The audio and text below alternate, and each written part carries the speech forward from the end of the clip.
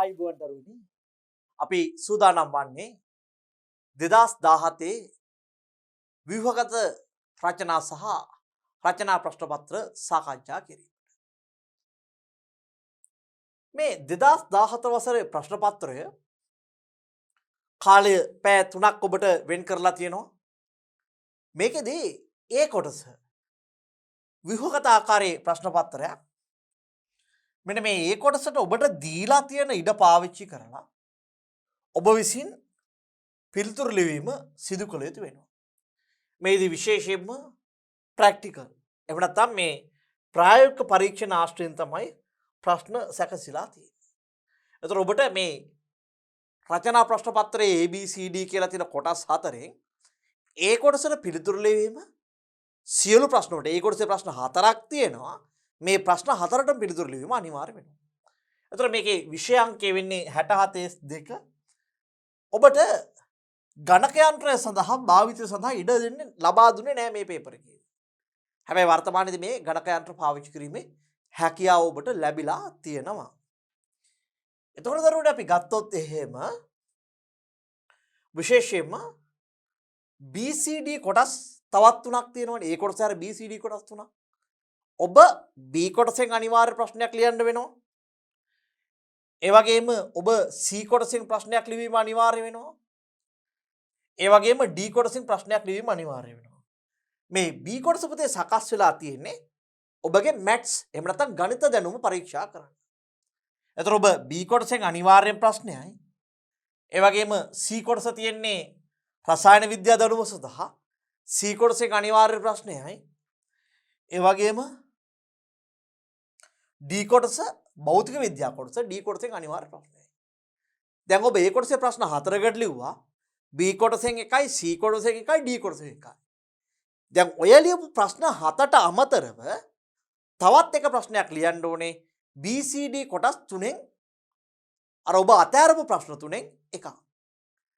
ඒ කියන්නේ A කොටසේ ප්‍රශ්න හතරටම උත්තර ලියන්න ඕනේ. B කොටසෙන් එකයි C කොටසෙන් එකයි D කොටසෙන් එකයි. ඊට අමතරව B C D කොටස් වලින් තවත් එක් ප්‍රශ්නයකට උත්තර ලියලා ඔක්කොම ප්‍රශ්න හතරකට පිළිතුරු ලියවීම අවශ්‍ය වෙනවා. එතකොට මේ ප්‍රශ්න පත්‍රයේ තුල ඔබට කාලය හිමි වෙනවා පැය 3ක් සම්පූර්ණයෙන්ම ABCD කියන කොටස් හතර සඳහාම. එතකොට ඔබ මේ ව්‍යුහගත කොටස ලියන්න ඕනේ මේ ප්‍රශ්න පත්‍රයේමයි. ඊට පස්සේ රචනා කොටස ඔබ පිළිතුරු ලියන්න ඕනේ වෙන වෙනම කොළවල ලියලා ව්‍යුහගත කොටස ප්‍රශ්න පත්‍රයේ ඉතුරු ප්‍රශ්න සමග ඇමිනීමට අමතක කරන්න එපා. දැන් සමහර ශිෂ්‍යෝ ව්‍යුහගතේ විතරක් දෙනවා රචනා ප්‍රශ්න ටික අමතක කරලා. සමහර කට්ටිය රචනා ප්‍රශ්න ටික විතරක් දෙන්න උත්සාහ කරනවා ව්‍යුහගතේ අමතක කරලා. ඒක නිසා ඔබ හැම වෙලාවෙම පිටු අංක ටික පැහැදිලිව දාලා ව්‍යුහගත කොටස පැහැදිලිව තියාගෙන මේ කොටස් ටික එකට අමුණලා ප්‍රශ්න 8ක් සැකසෙන ආකාරයට ලබා දීමට වග බලා ගන්න. එතකොට පුතේ මේ ව්‍යුහගත කොටසදී ඔබ කෙටි ප්‍රශ්න කියන්නේ ඊටාම කෙටි පිළිතුරු තමයි ඔබ බලාපොරොත්තු වෙන්නේ. ඒ වගේම මම විශේෂයෙන් ඔබට මතක් කරනවා ඔබගේ ගුරුත්පතේ දීලා තියෙන කීවර්ඩ්ස් මූලික වදන් ඒ වගේම අර්ථ දැක්වීම මේවා ඒ වචන ඒ ආකාරයෙන්ම ලිවීම අවශ්‍ය වෙනවා. එසේ නැත්නම් ඔබට નિયમિત ලකුණු ප්‍රමාණය ලැබෙන්නේ නැහැ. ඒක නිසා ඔබ හැම වෙලාවෙම මූලික වදන් එහෙම නැත්නම් කීවර්ඩ්ස් හා සම්බන්ධයෙන් සහ අර්ථ දැක්වීම හා සම්බන්ධයෙන් කටයුතු කිරීමට ඒ කියන්නේ නිසි පරිදි පිළිතුරු ලිවීමට වග බලා ගන්න. හොඳයි එහෙනම් දරුවනේ අපි ව්‍යුහගත රචනා ප්‍රශ්නට ගිහිල්ලා ඉදිරියට ප්‍රශ්න ටික සාකච්ඡා කරගෙන යන්. විශේෂයෙන් මම මේ සාකච්ඡා කරන අතරතුර ඔබට කියනවා මීට අමතරව මෙන්න මේ දේවල් බලා ගන්න කියලා. ඒ අදාළ දේවලුත් ඔබ බලා ගන්න. ඊට අමතරව ඔබ Department of Examination site එකට ගිහිල්ලා මේකේ මාකින් ස්කීම් එක ඔරිජිනල් මාකින් ස්කීම් එක ඩවුන්ලෝඩ් කරගෙන මාත් සමග ඒ ප්‍රශ්න වලට පිළිතුරු පෙළගස්වා තියෙන ආකාරය චුට්ටක් අධ්‍යයනය කරොත් වඩාත් යෝග්‍ය වෙනවා. එහෙනම් අපි ඉදිරියට ගමන් කරමු ප්‍රශ්න පත්‍රය සාකච්ඡා කරන්න. දැන් දරුවනේ අපි යම් පළවෙනි ප්‍රශ්නයට 2017 ව්‍යුහගත රචනා ප්‍රශ්නයේ පළවෙනි ප්‍රශ්නය. A හා B රූප සටහන් මගින් ජීවී සෛල ආකාර දෙකක් පෙන්වා ඇත. දැන් අපිට මේ සෛල් දෙක ගත්තහම එතරම්ම පැහැදිලිම පින්තූර දෙකක් නෙමෙයි අපිට ලැබිලා තියෙන්නේ. දැන් ඒ ගත්තොත් ඒකේ විශේෂ ලක්ෂණයක් තියෙනවා. අපිට පේනවා මෙතන මේ කශිකාවක් තියෙනවා. නේද? මේ නැට්ටක් වගේ එළෙනවා කශිකාවක්. එතකොට මෙන්න මේ එළියට පිලි එහෙම නැත්නම් පිලයි එහෙම නැත්නම් පක්ෂම පැලි එළියට අවිලා තියෙනවා. පිලයි එහෙම නැත්නම් පක්ෂම තියෙනවා. ඒ වගේම දැන් මම B සෛලය දෙසරෙද්දී මේකේ අපිට පැහැදිලිවම රික්තයක් පේනවා. ඒ වගේම මයිටොකොන්ඩ්‍රියම් පේනවා. ඒ වගේම ගොල්ගි සංකීර්ණය පේනවා. එතකොට අපිට මෙතන හොඳ න්‍යෂ්ටියකුත් පේනවා. දැන් මෙතන තියෙන්නේ වෘත්තාකාර DNA එහෙම නැත්නම් නියුක්ලියොයිඩ්. ඒ වගේම අපිට පේනවා චූටි කෑල්ලක් කැඩලා තියෙනවා ප්ලාස්මිඩ කෑල්ල. එහෙනම් මට ඒ කියලා ගත්තොත් එහෙම ඒ පැහැදිලිවම ප්‍රාග්න්‍යෂ්ටික කුලයට අයිති වෙන බැක්ටීරියාවක් කියන එක අපිට පැහැදිලි වෙනවා. නේද? ඒ කියන කෙනා ප්‍රාග්න්‍යෂ්ටික කුලයට අයිති වෙන බැක්ටීරියාවක් කියලා අපිට පැහැදිලිවම පේනවා. හරි? හේතුව මේකේ කශිකාවක් තියෙනවා, පක්ෂම තියෙනවා, ඒ වගේම අපිට තැනින් තැන රයිබෝසෝම තියෙනවා පේනවා නේ? එතකොට නියුක්ලියොයිඩය සහ නියුක්ලියොයිඩයෙන් කැඩිච්ච කෑල්ලක් අපි ප්ලාස්මිඩ කියලා කියනවා. එහෙම නැත්නම් මේ නියුක්ලියොයිඩ් අපිට තව නමක් කියන්න පුළුවන් වෘත්තාකාර DNA කියලා නේ දරුවනේ. එතකොට මම මෙතනට ආවොත් මේ B වෙසට ආවොත් මේකේ අපිට පේනවා මේ මයිටොකොන්ඩ්‍රියම්. ඒ වගේම මේ ගොල්ගි සංකීර්ණයක් පේනවා. ලාවට වගේ පේනවා අන්තප්ලාස්මීය ජාලික රළුද සිනිඳුද මට හොයන්න බෑ. එතකොට මේ මට න්‍යෂ්ටිය පේනවා තදට රික්තකයක් පේනවා. එහෙනම් අපි ගත්තොත් එහෙම ඒ කියන කෙනා හැබැයි දැන් මෙතන මෙයා මට උපකල්පනය කරන්න සිද්ධ වෙනවා. බොහෝ විට ශාක සෛලයක් කියලා තමයි මට උපකල්පනය කරන්න වෙන්නේ. දිලීරේක ලක්ෂණත් නැතුවාද නොවේ. නේද? දිලීරේක ලක්ෂණ නැතුවාද නොවේ. හැබැයි මේක කෙසේ වෙතත් ශූන්‍යෂ්ටික සෛලයක් බව නම් පැහැදිලි දරුවෝ. අපි යම් බලන්න ප්‍රශ්න වෙත. A හා B හඳුනා ගන්න. මට Aට දෙන්න පුළුවන් හොඳම උත්තරය තමයි කවුද පුතේ? මේක නම් කෙලිම මට බැක්ටීරියාවක් කියන්නත් පුළුවන් ප්‍රාග්න්‍යෂ්ටික බැක්ටීරියාව.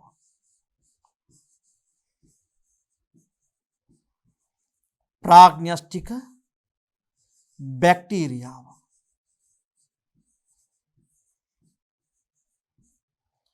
B කියන කෙනා ශූන්‍යෂ්ටික සෛලයක්.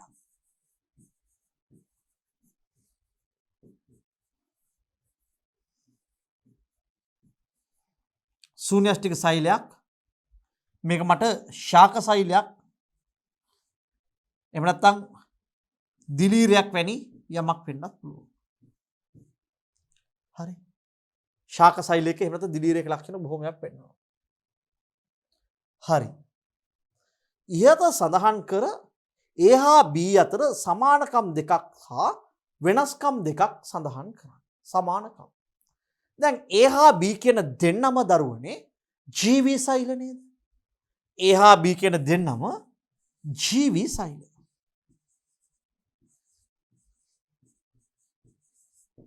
right. ඒ වගේම ඔබට පේනවා මෙන්න මෙහෙම තිත් තියෙනවා මේ තිත් තියෙනවා.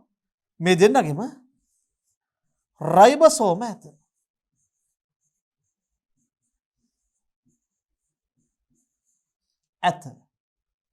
ඒ වගේම මේ දෙන්නගෙම මැද පිරලා තියෙන්නේ පුතේ. මෙන්න මේ දෙන්නගෙම මේ මැද පිරලා තියෙන්නේ සෛලෝප්ලාස්ම. මේ දැන් බැක්ටීරියාවක් ගත්තොත් ශූන්‍යෂ්ටික සෛලයක් ගත්තොත් මේ දෙන්නම මොනවාගෙන්ද පිරලා තියෙන්නේ? සෛලෝප්ලාස්මයේ තියෙනවා දෙන්න.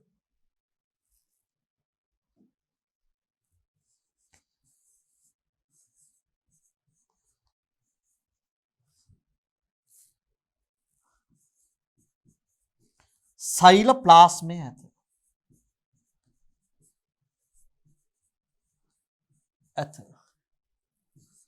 4 ප්ලාස්ම පටල ඇත. මේ දෙන්නගෙම ප්ලාස්ම පටල ය ඇත. 3 4 5 තව ඕන්න මේ දෙන්නගෙන් පුතේ මොනවද තියෙන්නේ? ප්‍රවේණික ද්‍රව්‍ය අඩංගු වෙනවා. ඒ වගේම සෛල බිත්තියක් දෙන්නගෙම තියෙනවා. දැන් බැක්ටීරියා සෛලය හැදලා තියෙන මොනවාගෙන්ද? බැක්ටීරියා සෛලය ගත්තොත් අපි දන්නා පෙප්ටිඩෝග්ලයිකෑන් නේද? දිලීර සෛලය කයිටින් වලින්. ශාක සෛලය සෙලියුලෝස් සෛල බිත්ති තියෙන්නේ නේ. රයිට්. සෛල බිත්තිය ඇත. වෙනස්කම් ගත්තොත් එහෙම එහි 70S රයිබෝසෝම හා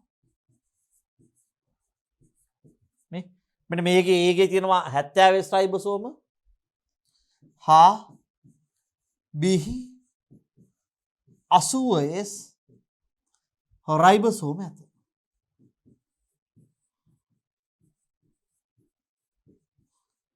එහි 70S රයිබෝසෝම හා B 80S රයිබෝසෝම ඇත. ඒ වගේම එහි රික්තය නැත.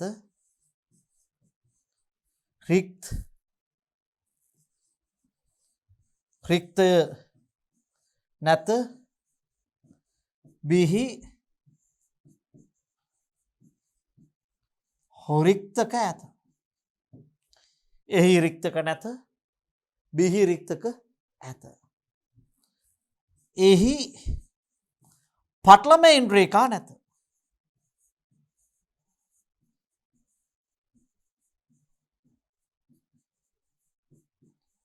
නැත. බිහි පටලමයින් රේඛා ඇත. පටලමය ඉන්ද්‍රේඛා ඇත. එහි සංවිධානය වූ න්‍යෂ්ටියක් නැත.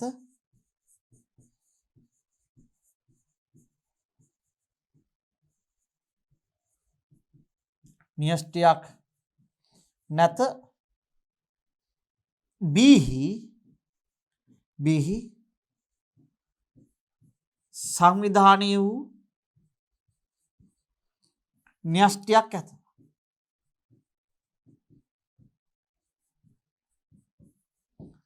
න්‍යෂ්ටියක් ඇත.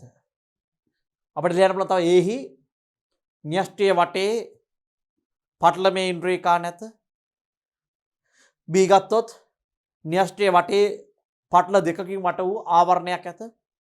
ඒ වගේම තමයි අපි A ගත්තොත් එහෙම A වල හිස්ටෝන ප්‍රෝටීන නැත. අපි B ගත්තොත් එහෙම DNA මත වෙලුණු හිස්ටෝන ප්‍රෝටීන අපිට B වල දක්නට ලැබෙනවා. නේ? right. එතකොට අපි ඔය කියපු ලක්ෂණ ටික ඔබ ගුරුවත් පොතට යන්න ගුරුවත් පොතට අරන් ගිහිල්ලා ප්‍රාග්ඥස්ටික ශූන්‍යස්ටික ලක්ෂණ බලන්න බැක්ටීරියා දිලිර අපිට මේ කියන ලක්ෂණ ටික ඔබ සංසන්දනය කරන වගු ටික ඔබ බලා ගන්න.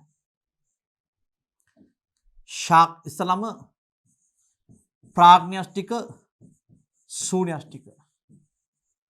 දැන් ඔබට NIE වෙබ්සයිට් එකට ගියොත් එහෙම පුතේ www.nie.lk හෝ nie.edu.lk ගියාට පස්සේ මේකේ ඩවුන්ලෝඩ්ස් වල තියෙනවා other material කියලා. Download Sinhala other material. ඒකේ තියෙනවා ඔයාලගේ මේ ශුද්‍ර ජීව විද්‍යාව අලුත් අච්චු පොත. ඒ වගේම මේ nie.lk සයිට් එකට ගියාට පස්සේ ඔබට ටීචර්ස් ගයිඩ් කියන එකේ 12 වසර ගුරුවත් පොත ඩවුන්ලෝඩ් කරන්න පුළුවන්. මේ දෙකම අරගෙන මෙන්න මේ වගු ටිකක් තියෙනවා ප්‍රාග්ඥස්ටික ශූන්‍යස්ටික. ඒ වගේම බැක්ටීරියා දිලීර. ඒ වගේම ශාක සෛලය සත්ව සෛලය. සත්ව සෛලය. ඊට පස්සේ ඔබට අය දාලා තියෙනවා මේ පටල වර්ග මෘදු ස්තර ස්ථූල කෝණ ස්තර දෘඩ ස්තර ඒ වගේම වනාන්තර වර්ග 3 ඒ වගේම ප්‍රාථමික සහ ද්විතීයික වනාන්තර ඒ වගේම ඉස්සා මීමැස්සා ලක්ෂණ ඒ වගේම අස්තික මසුන් කාට්ලේජ මසුන් ඒ වගේම ශීරපායින් පක්ෂීන්ගේ ලක්ෂණ මෙන්න මේ කියන වගු ටික ඔබ හොඳට කටපාඩම් කරගන්න. ඔබට පළවෙනි ප්‍රශ්නේ ගොඩක් වෙලාවට මෙන්න මේ ගහලා තියෙන වගු වල දැනුම අත්‍යවශ්‍ය වෙනවා. ඔබට ඒ කියන්නේ විශේෂයෙන්ම ටීචර්ස් ගයිඩ් එකයි අච්චුපතයි. ඒ කියන්නේ අලුත් සොෆ්ට් කොපි එක දාලා තියෙනවා. අලුත් අච්චුපතයි දෙකම අරගෙන ඔබ කම්ප්ලීට් සටහනක් හදාගන්න. හරි. මේට අමතරව ඔබට අපි සුද්ධ ජීව විද්‍යාව පාඩම යටතේ මේවා වැඩිපුර විස්තර කරලා තියෙනවා. එහෙනම් අපි වෙනස්කම් ප්‍රධාන වෙනස්කම් ටික අපි කතා කරමු. හරි. දැන් මීට අමතරව ඒකේ තියෙන අපතේ මේ කශිකාවක් සහ පක්ෂම තියෙනවා. මේකේ කශිකාවක් සහ පක්ෂම දක්නට ලැබෙන්නේ නැහැ. තවත් ලක්ෂණයක්. right. ඉදිරියට යන්න. B රූපේහි ලකුණු කොට ඇති කොටස් නම් කරන්න. B රූපේහි ලකුණු කර ඇති කොටස් නම් කරන්න. P අපිට පේනවා මෙන්න මේ ගොල්ගි බොඩිස්. එහෙම නැත්නම් ගොල්ගි සංකීර්ණය කියලා කියන්න පුළුවන් P. දැන් මේ ගොල්ගි සංකීර්ණය ගත්තොත් පුතාලා මෙන්න මේ ගොල්ගි දේහය එහෙම නැත්නම් ගොල්ගි සංකීර්ණය මේ වගේ තියෙන්න පුළුවන්. එහෙම නැත්නම් ඔහොම ගිහින් මේ වගේ තියෙන්න පුළුවන්. මේ වගේ සමහරට මෙන්න මේ වගේ කෑලි ටිකක් තියෙන්නත් පුළුවන්. මේවට අපි කියනවා ගොල්ගි සංකීර්ණ එහෙම නැත්නම් ගොල්ගි දේහ කියලා. හරි. P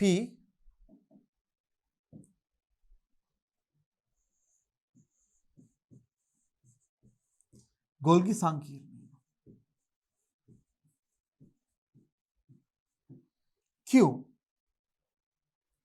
Q අපිට පේනවා මෙන්න මේ ඇතුලෙන් ලකුණු කරලා තියෙනවා. දැන් මේ මැද මෙන්න මේක රික්තය වෙනවා. රික්තයට එළියෙන් අපි තියෙන්නේ මොනවද? මෙන්න මේ T විදිහට තියෙන සෛලප්ලාස්ම. සෛලප්ලාස්මයට පස්සේ ඉස්සරලම හම්බෙන ලේයර් එක ප්ලාස්ම පටලය. නේ? දැන් මැද පිරලා තියෙන T කියලා කියන සෛලප්ලාස්මයේ පිරලා තියෙනවා. සෛලප්ලාස්මයට පස්සේ පුතාලා මෙන්න මේ යන ලේයර් එක.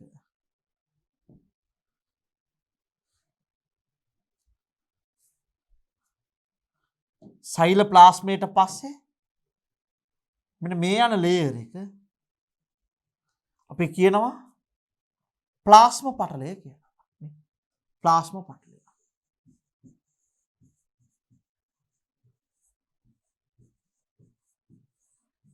ප්ලාස්ම පටලයට එළියෙන් තියෙන්නේ සෛල බිත්තිය. R කියලා කියන්නේ ත්‍රික්තය.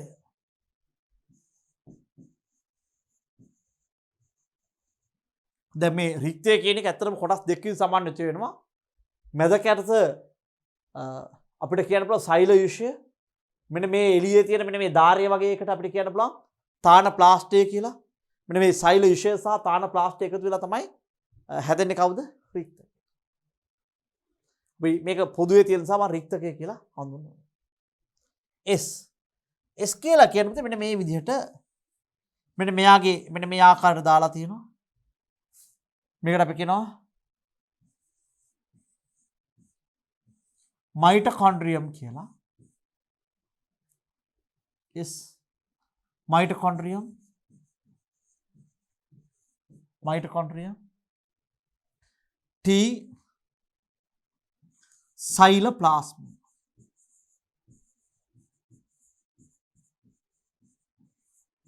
සෛලප්ලාස්ම. T කියලා කියන අපි මොකටද පුතේ? සෛලප්ලාස්ම. එතකොට මෙතන තියෙන න්‍යෂ්ටිය මේ න්‍යෂ්ටියත් එක්ක අපිට අන්තප්ලාස්මීය ජාලිකා සම්බන්ධ වෙලා තියෙන මේ න්‍යෂ්ටියත් එක්ක අන්තප්ලාස්මීය ජාලිකා. හරි. න්‍යෂ්ටිකාව න්‍යෂ්ටි පටලිය මේ දෙක තුන අපි න්‍යෂ්ටිය කියලා කියන පොදුවේ න්‍යෂ්ටිය මෙයා. මෙන්න මෙයාගේ පුතේ මේ අන්තප්ලාස්මීය ජාලිකා තියෙනවා. මේකේ ගැට තිබ්බොත් එහෙම මේක රළු අන්තප්ලාස්මීය ජාලිකා. ඒ වගේම මේක ඇති නැති කෑලි මේ ගැට නැත්තම් අපි ඒකට කියනවා සිනිඳු අන්තප්ලාස්මීය ජාලිකා කියලා. ඒ වගේ මේකේ දක්වලා නැහැ හරිත ලව. ශාකශෛල විවාහ කරපන්න හරිත ලව මේකේ දක්වලා නැහැ. right. අපි ඉදිරියට යමු.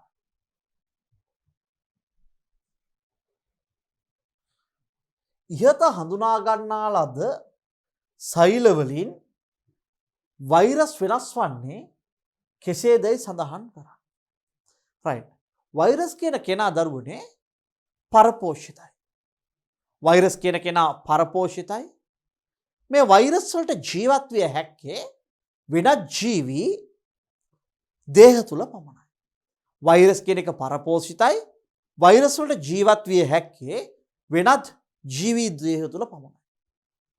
වෛරස් තුල ප්‍රවේණික ද්‍රව්‍ය විදියට DNA හෝ RNA ප්‍රවේණික ද්‍රව්‍ය විදිහට මොනවාමනා තියෙන බලමුද? DNA හෝ RNA අඩංගු වෙනවා. DNA හෝ RNA අඩංගු වෙනවා. වෛරස් සෛලීය ව්‍යුහයක් නොමැති අතර ඇතැම් ජීවී ලක්ෂණ සහ ඇතැම් අජීවී ලක්ෂණ පෙන්වනවා. වෛරස් වලට සෛලීය ව්‍යුහයක් නැති අතර ඇතැම් ජීවී ලක්ෂණ සහ ඇතැම් අජීවී ලක්ෂණ පෙන්වනවා. පැහැදිලිද?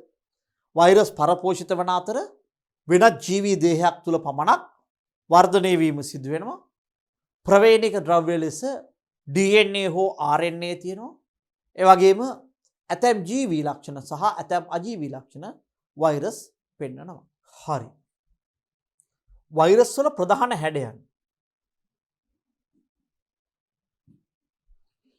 පොලිහෙඩ්‍රල්,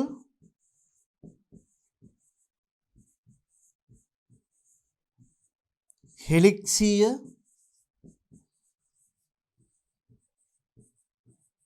බහුතල.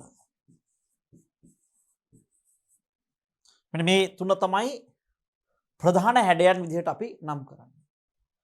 පොලිහෙඩ්‍රල්, හෙලික්සීය සහ බහුතල. රයිට්? බහුතල මේ තුන් දෙනා තමයි අපි වෛරස් වල ප්‍රධාන හැඩ වශයෙන් නම් කරන්නේ. ඉස්සර විවිධ නම් තිබ්බා. හැබැයි ඔබට විෂය නිර්දේශයේදී මෙන්න මේ නම් තුන භාවිතා කිරීම අනිවාර්ය කරලා තියෙනවා. පොලිහෙඩ්‍රල්, හෙලික්සීය සහ බහුතල. හරි. පහත දී ඇති ප්‍රශ්න කාර්මික බීර නිෂ්පාදනය මත පදනම ඇත. බීර නිෂ්පාදනය සඳහා බහුල යොදා ගන්නා ධාන්‍ය වර්ග. රයිට්. පුතේ අපි බීර නිෂ්පාදනය ගැන කෙටියෙන් කතා කරොත් අපි දන්නවා මේ උසස් වර්ගයේ ශාක තියෙනවා. උසස් වර්ගයේ විශේෂයෙන්ම බාර්ලි, ඉරිඟු, තිරිඟු සහ සහල් අරගෙන මේවා අපි අර්ධ ලෙස ප්‍රරෝහණය වෙන්න සලස්වනවා. අර්ධ ලෙස ප්‍රරෝහණය වෙන්න සලස්වනවා. අර්ධ ලෙස ප්‍රරෝහණය කරන අපි කියන අතර කොටින්ම කිව්වොත් පැලවෙන්න සලස්වනවා. සම්පූර්ණයෙන්ම මේ භාගයට පැලවෙන්න දෙනවා. අර්ධ ලෙස ප්‍රරෝහණය සලස්වනවා.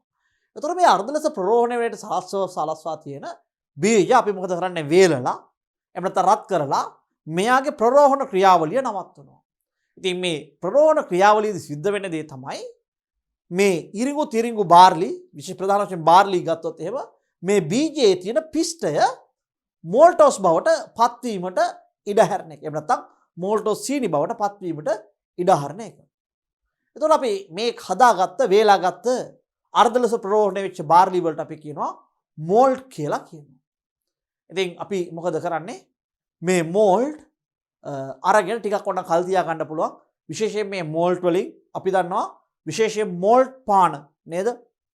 ඔබ දන්නවා ඔය චොක්ලට් ඒ වගේම මෝල්ටඩ් මිල්ක් වගේ දේවල් හදනවා බීර නිෂ්පාදන අමතරව. ඉතින් මේ මෝල්ට් අපි මොකද කරන්නේ? අඹරනවා. මෝල්ට් අඹරලා සීතල ජලයත් එක්ක අඹරලා අපි මේකට එක්කෝ පිෂ්ඨය, එහෙම නැත්නම් තවත් බාර්ලිම ටිකක්, එහෙම නැත්නම් වෙනත් වර්ගයක සහල් ටිකක්, ඒ වගේ පිෂ්ඨය සහිත උපස්තරයක් යොදා ගන්න පුළුවන්. එතකොට මොකද වෙන්නේ? දැන් අර මෝල්ට් වල තියෙන එන්සයිම තියෙනවනේ. මේ එන්සයිම් වලට හැකියාව තියෙන මොනවද? මෝල්ට් සීනි මේ සාමාන්‍ය තියෙන පිෂ්ඨය සීනි බවට පත් කිරීමට හැකියාව තියෙනවානේ. විශේෂයෙන්ම ඔය මෝල්ටේස් සහ ඇමයිලේස් කියන එන්සයිම තමයි මේ වැඩ කරන්න උත්සාහ කරන්නේ. එතකොට දැන් අපි ඔය මෝල්ට් වල තියෙන එන්සයිම නිසා මොකද වෙන්නේ? අර අලුතෙන් දාපු පිෂ්ඨය ටිකත් එක්ක මෙයාලා ප්‍රතික්‍රියා කරන්න ගන්නවා. අපි මොකද කරන්නේ? මෙයාට විශේෂයෙන්ම දැන් බියර් වල ආවේනික වර්ණයක් ගන්ධයක් තියෙනවනේ. ඉතින් අපි දැන් මට කියන්න අමතක දෙයක්. දැන් ඔය හදාගත්ත ද්‍රාවණයට අපි කියන වර්ඩ් ද්‍රාවණය කියලා. වර්ඩ් ද්‍රාවණය කියලා කියන්නේ සීනි සහිත ද්‍රාවණයක් නේද? සීනි සහිත ද්‍රාවණයක්. අපි මොකද කරන්නේ? මෙයාට එකතු කරනවා ඔය හියුමියුලස් ලිපියුලස් කියන ශාකයේ පුෂ්ප මංජරිය වේලා ගන්න හදා ගන්න බීර මල්. හියුමියුලස් ලිපියුලස් කියන ශාකය එහෙම නැත්නම් බීර මල් අරගෙන හියුමියුලස් ලිපියුලස් කියන ශාකයේ පුෂ්ප මංජරිය එහෙම නැත්නම් මල අරගෙන ඒක වියලලා බීර මල් කියලා හදා ගන්නවා. බීර මල් වලට අපි කියනවා හොප්ස් එකතු කරනවා කියලා. බීර මල් වලට අපි කියන හොප්ස්. මේ හොප්ස් අපි අර වර්ඩ් ද්‍රාවණයට දැම්මට පස්සේ හොප්ස් වර්ඩ් ද්‍රාවණයට දැම්මට පස්සේ බියර් වලට ආවේනික වර්ණයක් ගන්ධයක් ලැබෙනවා.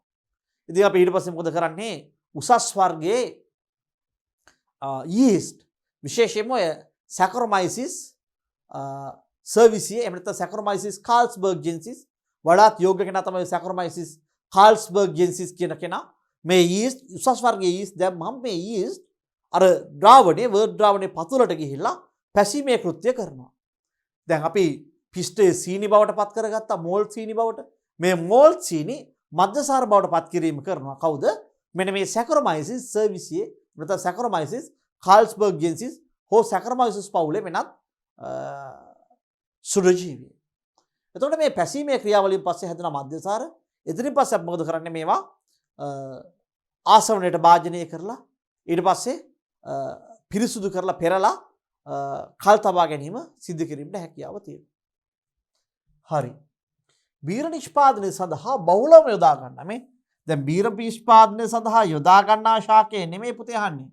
බහුලවම යොදා ගන්නා ධාන්‍ය වර්ගය නම් කරන්න. මොනවද පුතේ? බහුලවම යොදා ගන්නේ. බාර්ලි ශාකයනේ. බාර්ලි.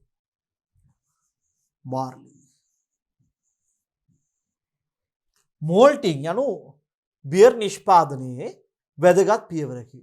මෙම ක්‍රියාවලියේදී මෝල්ට් සකසා ගන්නේ කෙසේද?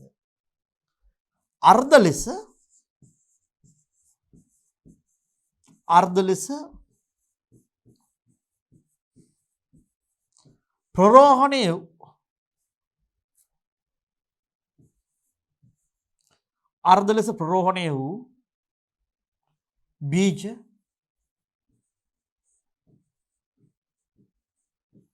වියලා ගැනීම. අර්ධ ලෙස ප්‍රරෝහණය වූ බීජ වියලා ගැනීමෙන් තමයි අපිට මෝල්ට් හදා ගැනීමට හැකියාව තියෙන්නේ. රයිට්. එහෙනම් අපි ඉදිරියට යමු.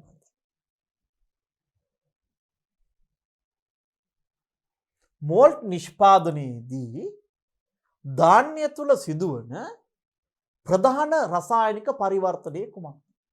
මම දැන් ඉස්සරලා කිව්වා මේ මෝල්ට් නිෂ්පාදනයේදී පිෂ්ඨය මෝල්ට් බාර්ලි වල ඇති පිෂ්ඨය මෝල්ට් සීනි එහෙම නැත්නම් මෝල්ටෝ සීනි බවට පත් වෙනවා.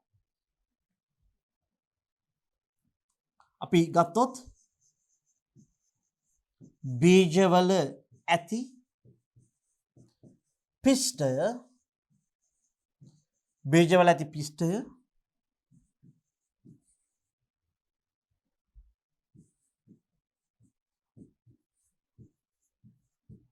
එන්සයිම් මගින්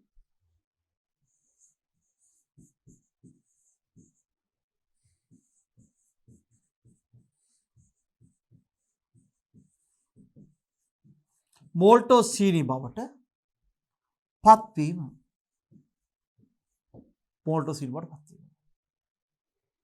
ඉහත තුන කොටසේ රසායනික පරිවර්තනයේ ප්‍රගතිය අපිට විද්‍යාගාර පරීක්ෂණයකදී පරීක්ෂා කරන්නේ කෙසේද? රයිට්. අපිට පුතේ මේ සඳහා කරන්න පුළුවන් පරීක්ෂණය තමයි අයඩීන් පරීක්ෂණය නේද? පිෂ්ඨය පරීක්ෂා කරන පරීක්ෂණය මොකද පුතේ? අයඩීන් පරීක්ෂණය නේ. අපි දන්නවා අයඩීන් වල ආරම්භක වර්ණය කහ පැහැයට උරුයි. අපි පිෂ්ඨයට අයඩීන් දැම්මට පස්සේ අපිට මොන හැඩයක් ලැබෙන්නේ පුතේ? ඔව්. විශේෂයෙන්ම දැන් මේ වර්ණ නිසි පරිදි ඔබ ලියන්න වෙනවා. ඒ කියන්නේ දැන් අපි ගත්තොත් එහෙම ඔය බෙනඩික් පරීක්ෂාවේදී ගඩොල් රතු පැහැය කියන වචනේ තියෙද්දි ගඩොල් රතු පැහැති අවක්ෂේපය නම් ගඩොල් රතු පැහැති අවක්ෂේපය කියන වචනේ එහෙම පිළිම තියෙන්න ඕනේ. දැන් ඔබට අපි මේ සඳහා ගන්න පුළුවන් පරීක්ෂාව තමයි අපි රසායනික පරිවර්තනය සිදුවන බවට අපිට අයඩීන් පරීක්ෂාව කරන්න පුළුවන්. හොඳම දේ කුමක්ද? පරීක්ෂා කරන්න කෙසේද? අයඩීන් පරීක්ෂාව මගින්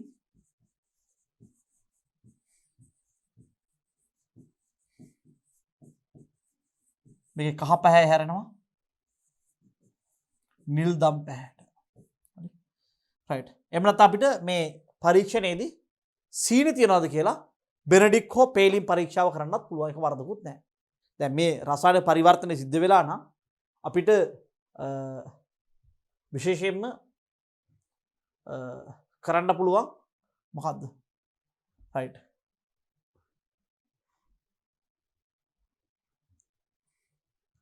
කරලා බලන්න පුළුවන් මේ බෙනඩික් හරි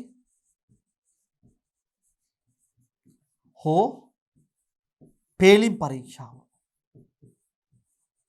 බෙනඩික් හෝ පේලිම් පරීක්ෂාව කරලා බලන්න පුළුවන් රසායනික ප්‍රතික්‍රියාව සිද්ධ වෙලාද නැද්ද කියන්නේ. හරි. ඉදිරියට යමු.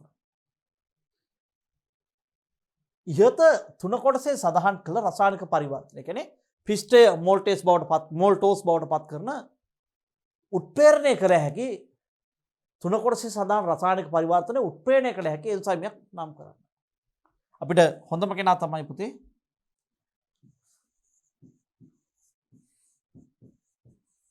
ඇමයිලේස් හා මෝල්ටේස්.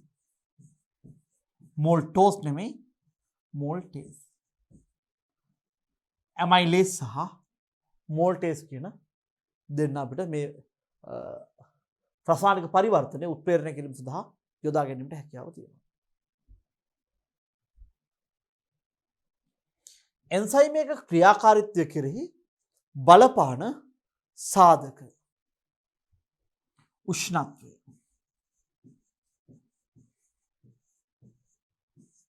pH අගය සිම්පල් P කැපිටල් H අගය ඊට පස්සේ උපස්තර සාන්ද්‍රණය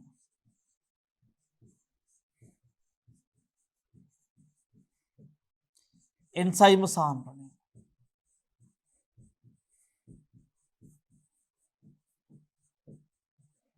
මෙන්න මේ වගේ කරුණු තුනක් අපි දන්නවා උෂ්ණත්වය වෙනස් වෙද්දී එන්සයිමේ ක්‍රියාකාරීත්වය වෙනස් වෙනවා. ඒ වගේම pH එක කියන්නේ ආම්ලික බාෂ්මික භාවය වෙනස් වෙද්දී එන්සයිම් එක ක්‍රියාකාරීත්වය වෙනස් වෙනවා. ඒ වගේම උපස්තර සාන්ද්‍රණය සහ එන්සයිම් සාන්ද්‍රණය කියන දෙක මතත් එන්සයිම් එක ක්‍රියාකාරීත්වය වෙනස් වෙනවා. right. බියර් නිෂ්පාදනයේ හොප් කියලා කියන්නේ මොකද්ද පුතේ? හියුමියුලස් ලිපියුලස් නම් ශාකයේ පුෂ්ප මංජරිය. එහෙම නැත්නම් හියුමියුලස් ලිපියුලස් කියන ශාකයේ පුෂ්ප මංජරිය වේල්ලා ගත්තාම තමයි හොප් කියලා කියන්නේ. හොප් වල කාර්යය තමයි බීර සඳහා ආවේනික රසය සහ ආවේනික තිත්ත රසය සහ වර්ණයේ ගන්ධය ලබා දීම. බීර් වලට ආවේනික තිත්ත රසය සහ වර්ණය ගන්ධය ලබා දීම තමයි මේ හොප් එකතු කිරීම නැත්නම් හොප්ස් එකතු කිරීම මගින් සිද්ධ වෙන්නේ. හොප්ස් කියන්නේ මොකද්ද පුතේ? හියුමියුලස් ලිපියුලස් නම් ශාකයේ පුෂ්ප මංජරිය වේලා ගත්තාම අපිට හම්බ වෙනවා බීර මල් නොහොත් හොප්ස් වල කාර්යය තමයි මොකද්ද?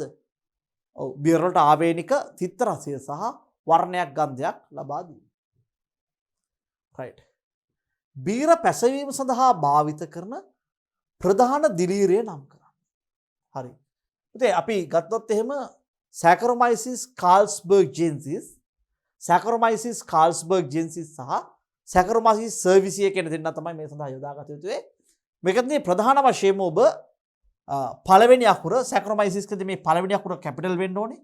ඉතිරි සියලු අකුරු සිම්පල් අකුරු විය යුතුයි. ඒ වගේම නමට යටින් ඉරක් ඇනලා තියෙනවා. ප්‍රධාන දිලිරය තමයි පුතේ සැකරොමයිසිස් කාල්ස්බර්ග් ජෙන්සිස් හෝ සැකරොමයිසිස් සර්විසිය කියන දෙන්නම අපි නිවැරදි පිළිතුරු ලෙස භාවිත කරනවා. ඒතර ඔබ නමට යටින් ඉරක් ඇනලා තියෙනවා පළවෙනි අකුර කැපිටල් වෙනෝනේ. වචන දෙකක් තිබ්බහම දැන් සැකරොමයිසිස් කියන වචනේ S අකුර විතරක් කැපිටල් ඉතුරු සියල්ල සිම්පල්. කාල්ස්බර්ග් ජෙන්සිස් කියද්දී මේ C අකුරත් සිම්පල් වෙන්න ඕනේ. හරි. සැකරොමයිසිස් කියද්දී කැපිටල් වෙන්න ඕනේ. සර්විසිය කියද්දී ඊළඟ අකුර මොකද වෙන්න ඕනේ? සිම්පල් වෙන්න ඕනේ. හරි. මේ සියලු අකුරු සිම්පල් වෙන්න ඕනේ.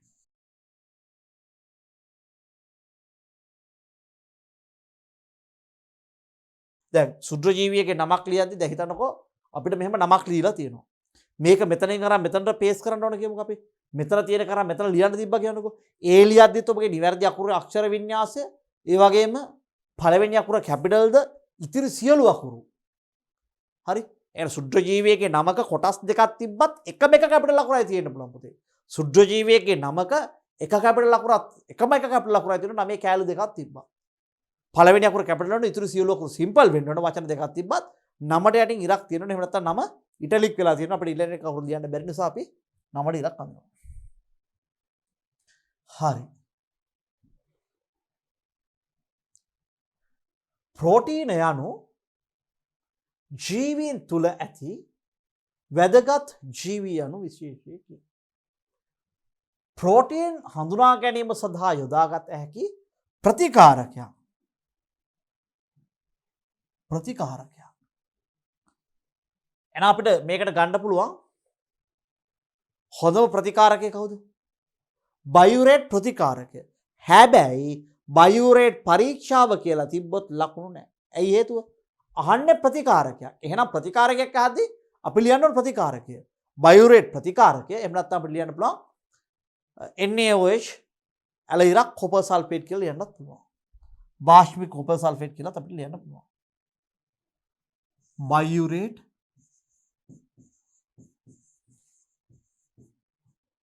ප්‍රතිකාරකය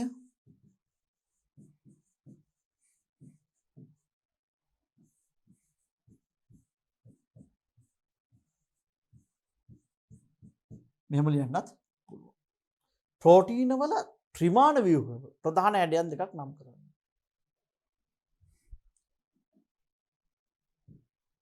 අපිට ගන්න වෙන්නේ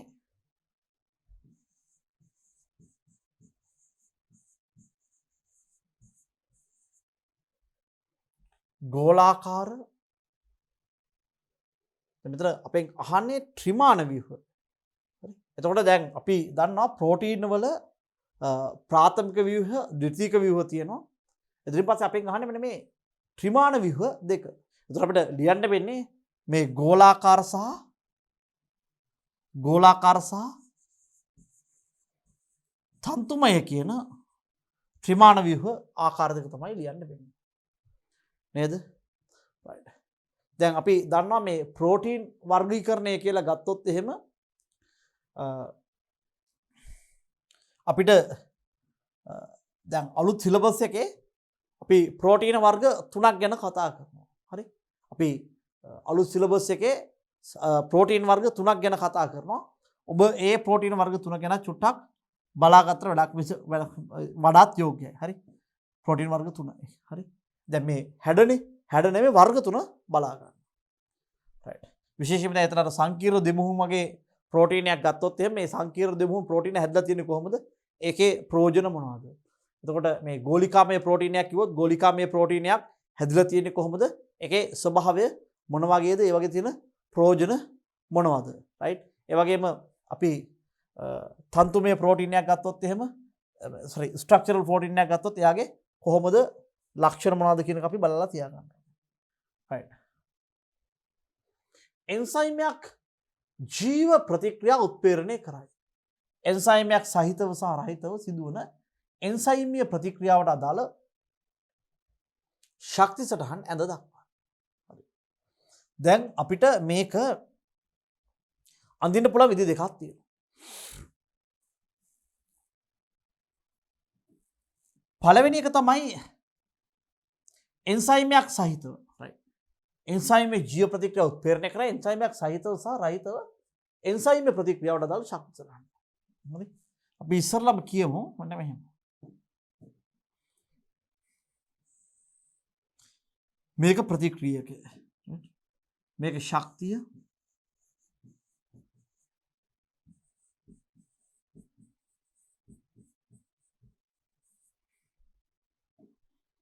ප්‍රතික්‍රියක.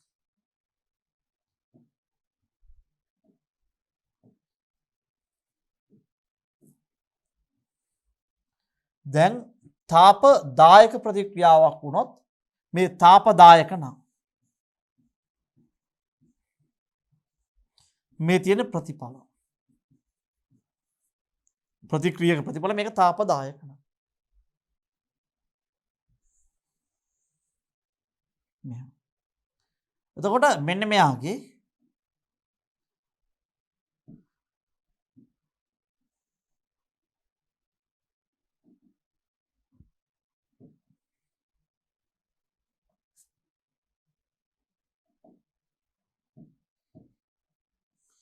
මෙන්න මේ තියෙන්නේ ප්‍රතික්‍රියක ඉඳලා මෙන්න මේ ශක්ති බාධකය දක්වා උස මෙන්න මේක තමයි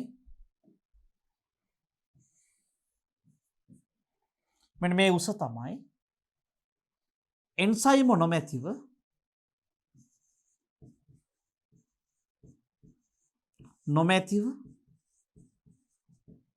ශක්ති සටහන. එතකොට මේකට එන්සයිමයක් දැම්මොත් අපි එන්සයිමයක් දැම්මොත් මෙන්න මේ සක්‍රියන ශක්තිය මෙන්න මේ තියෙන එන්සයිමයක් නොමැතිව සක්‍රියන ශක්තිය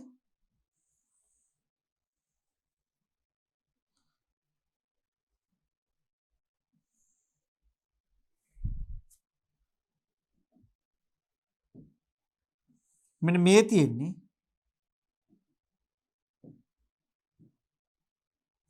මෙන්න මේ තියෙන්නේ එන්සයිම ඇති විට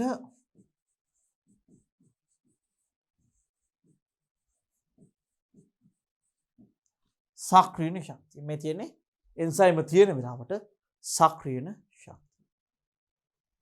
හරි. මේ ප්‍රතික්‍රියක මේ ප්‍රතිඵල මේ එන්සයිම නැති වෙලාවට මෙතන ඉඳලා සක්‍රියන ශක්තිය. දැන් මේ ප්‍රතික්‍රියකයක් කියන්නේ මේ ප්‍රතික්‍රියකට ප්‍රතිඵලවල ශක්තිය අඩුයි. ඒ හේතුව ශක්තිය පිට කරලා. මේවා තාපදායක ප්‍රතික්‍රියාවක එන්සයිමය නැති වෙලාවේ සක්‍රියන ශක්තිය තමයි මේ තියෙන්නේ. එන්සයිමේ තියෙන සක්‍රියන ශක්තිය දැකද පල්ලෙහාට ගිහිල්ලා. මේ තාපදායක ප්‍රතික්‍රියාව. හරි.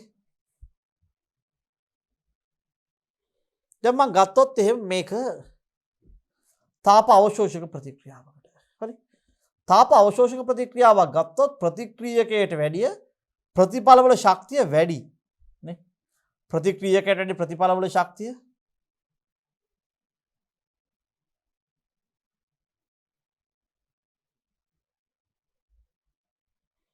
ප්‍රතික්‍රියකයකට වැඩිය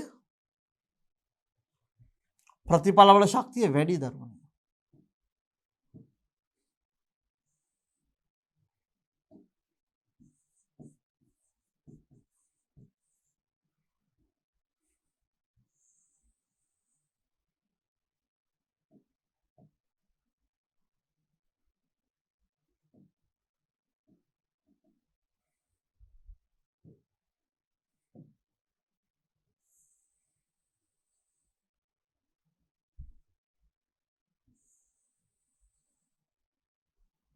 right. හරි. දැන් මෙන්න මේකේ සක්‍රියන ශක්තිය දරුවනේ.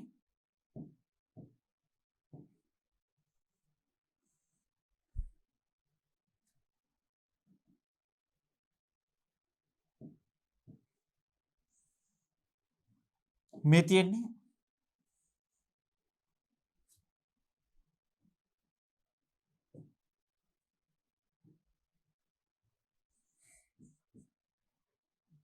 එන්සයිම නොමැති විට සක්‍රියන ශක්තිය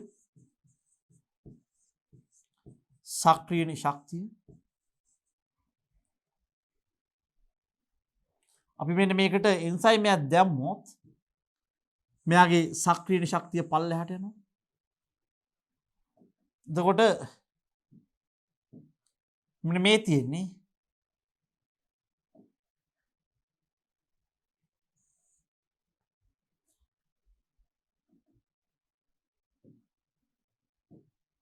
මෙන්න මේ තියෙන්නේ එන්සයිම සහිත විට සක්‍රියන ශක්තිය. එන්සයිම සහිත විට සක්‍රියන ශක්තිය. පැහැදිලි. හරි. අපි එමනම්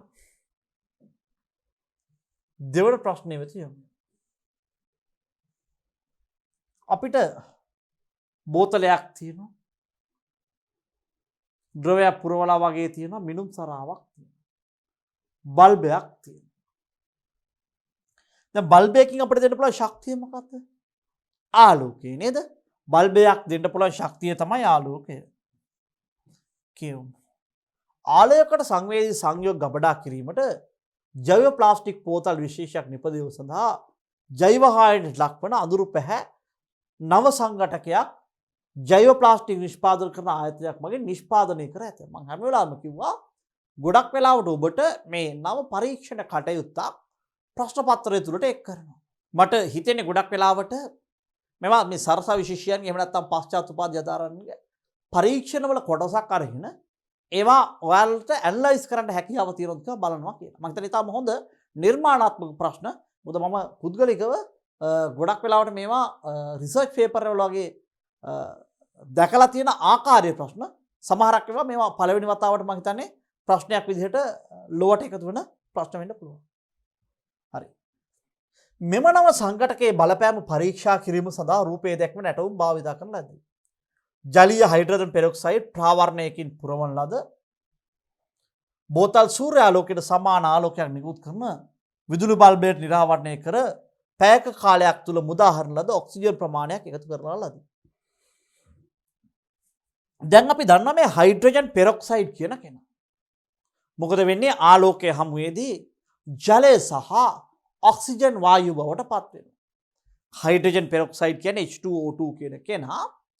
මොකද වෙන්නේ සූර්යාලෝකයේ හමුවේදී එහෙම නැත්නම් ආලෝකයේ හමු වෙලා විඝටනයට ලක් වෙලා ජලය සහ ඔක්සිජන් හදනවා. එහෙනම් අපි සාමාන්‍ය මේ හයිඩ්‍රජන් පෙරොක්සයිඩ් වගේ දේවල් ගබඩා කරන්නේ අඳුරු පැහැති භාජන තුල. ඇයි අපි එහෙම කරන්නේ? ආලෝකයේ හයිඩ්‍රජන් පෙරොක්සයිඩ් තුලට වැටීම වැළැක්වීම සඳහා. මොකද ඒතකොට හයිඩ්‍රජන් පෙරොක්සයිඩ් නෙමෙයි උතුරේ ජලය නේද? හයිඩ්‍රජන් පෙරොක්සයිඩ් අපි ගන්නෙ මොකටද? ඔව් ගොඩක් වෙලාවට අපි ඔය තුවාල පිරිසුදු කිරීම වගේ කාර්යයන් සඳහා රෝහල් වල පාවිච්චි කරනවා. right. දැන් අපිට පේනවා මෙතන බෝතලයක් තියෙනවා. මේකේ හයිඩ්‍රජන් පෙරොක්සයිඩ් ඇති. මම හිතන්නේ බල්බේ එළිය වැටෙන දුන්නාට පස්සේ එළිය වැඩි වෙන්න මේ බෝතලයට තියෙන හයිඩ්‍රජන් පෙරොක්සයිඩ් වියෝජනය වෙලා මෙතන ජලය සහ මිනුම් සරාවට වාතය එකතු වෙනවා. කාලය පැයක් දෙනවා කියලා කිව්වා.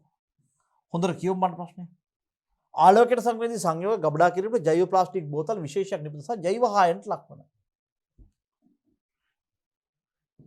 ජෛව හායනට ලක්වන අඳුරු පැහැ නව සංඝටකයෙන් ජෛව ප්ලාස්ටික් නිෂ්පාදන කරන ආයතනයක් මගින් නිෂ්පාදනය කර ඇත. මෙම නව සංඝටකයේ බලපෑම් පරීක්ෂා කිරීම සඳහා රූපයේ දැක්වෙන නැටුම් භාවිත කරන ලදී. ජලීය හයිඩ්‍රජන් පෙරොක්සයිඩ් ප්‍රාවරණයකින් පුරවන ලද බෝතල් සූර්යාලෝකයට සමාන ආලෝකයක් නිකුත් කරන විදුලි බල්බයක නිරාවරණය කළ පැයක කාලයක් තුල මුදාහරන ලද ඔක්සිජන් ප්‍රමාණය එකතු කරන ලද. හරි. මේක තමයි දැන් රූපේ තියෙන්නේ.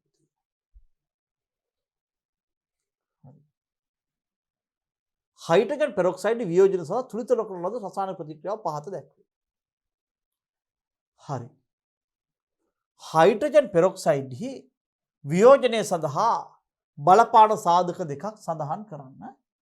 හයිඩ්‍රජන් පෙරොක්සයිඩ් වියෝජන සඳහා තුලිත රසායනික සමීකරණය ලියන්න. හරි. අපි බලමු මේක. දැන් හයිඩ්‍රජන් පෙරොක්සයිඩ් වියෝජන සඳහා බලපාන සාධක. හරි. හයිඩ්‍රජන් පෙරොක්සයිඩ් ද්‍රවයක් විදිහට තියෙන්න පුතේ. ද්‍රවයක නම් පළවෙනියටම අපිට සාන්ද්‍රණය බලපානවා.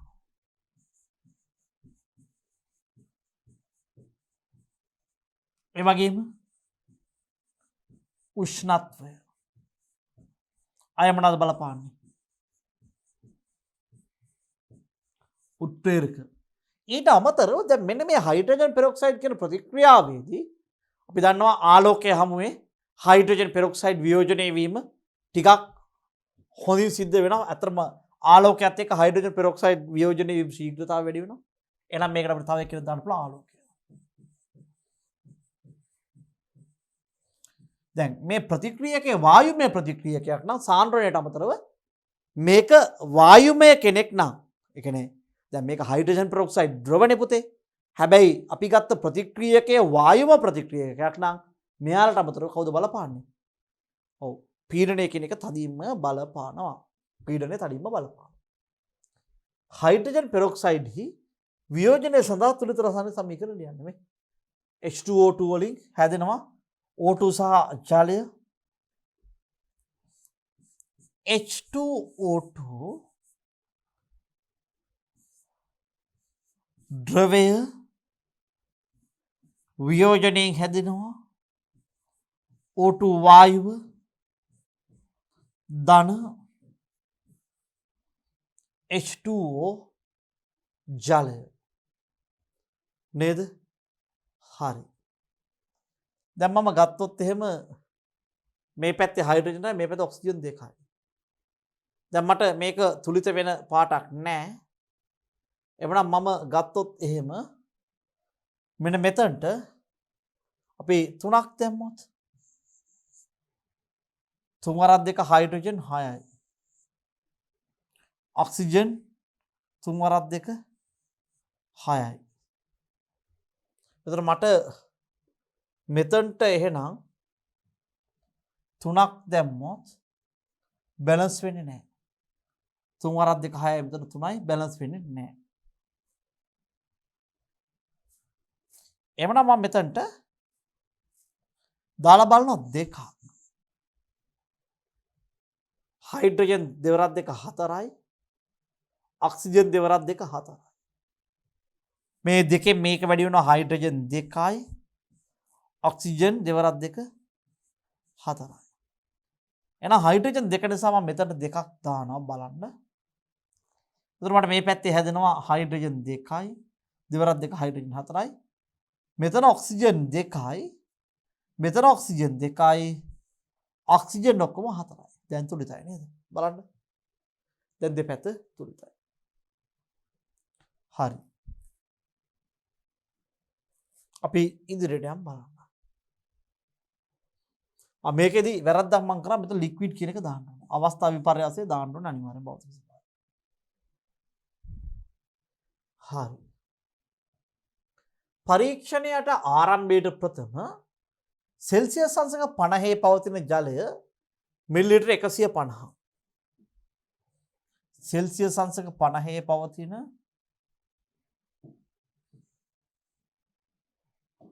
ජලය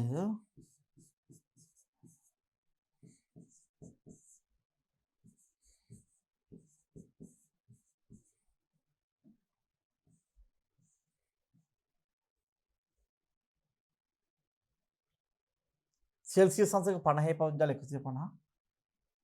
සෙල්සියස් අංශක 20 පවතින ඝන ඩෙසිමීටරයට මවුල 10ක් වන H2O2 100ක් සෙල්සියස් අංශක 20 තියෙනවා මේක 100ක්.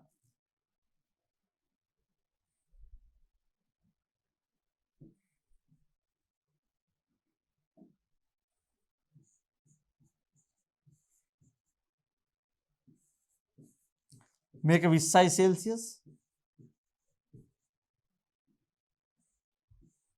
මේක 100යි මිලිලිටර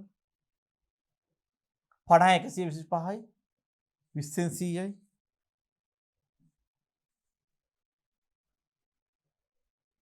ඝන ඩෙසිමීටරයට මවුල 10යි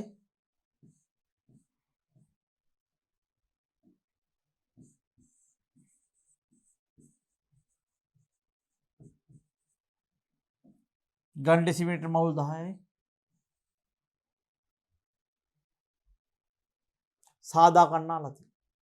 ද්‍රාවණ දෙකෙහිම තාපධාරිතාවන්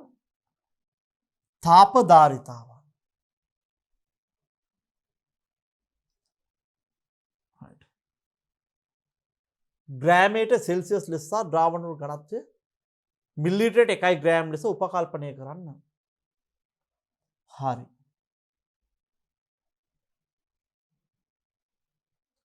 බලමු. දැන් අපිට මෙයාගේ ඝනත්වය දීලා තියෙනවා මිලිලිටරයට ග්‍රෑම් 1ක්.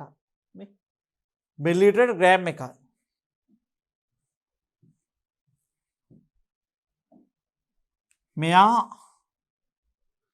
මෙයා මිලිලිටරයට ග්‍රෑම් 1යි. මෙයා ඝනත්වය මිලිලිටරයට ග්‍රෑම් 1යි. හරි. එතකොට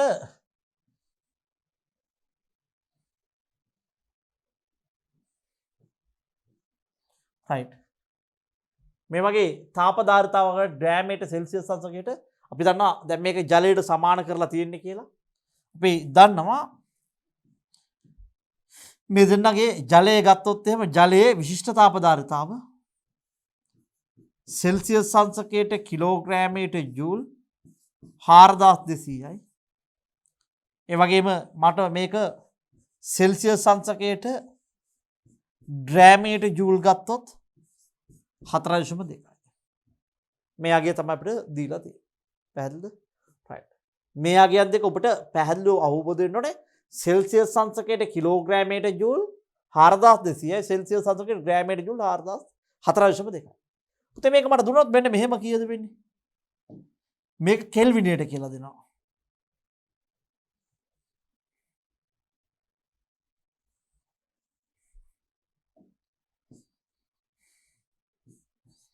කෙල්විනයට. අගේ මාරු වෙනවද නැද්ද? නෑ අගේ මාරු වෙන්නේ නෑ. කෙල්විනයට කියලා දුන්නත් සෙල්සියස් අංශකයට කියලා දුන්නත් මාරු වෙන්නේ නෑ.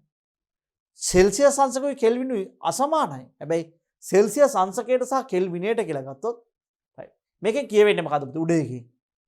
මම කිලෝග්‍රෑම් එකකට ජූල් 4200ක් දුන්නොත් එක්ක කෙල්වින් එකක් එක්ක සෙල්සියස් අංශක එකක්. උෂ්ණත්වය උෂ්ණත්වය වෙනස් වෙනවා.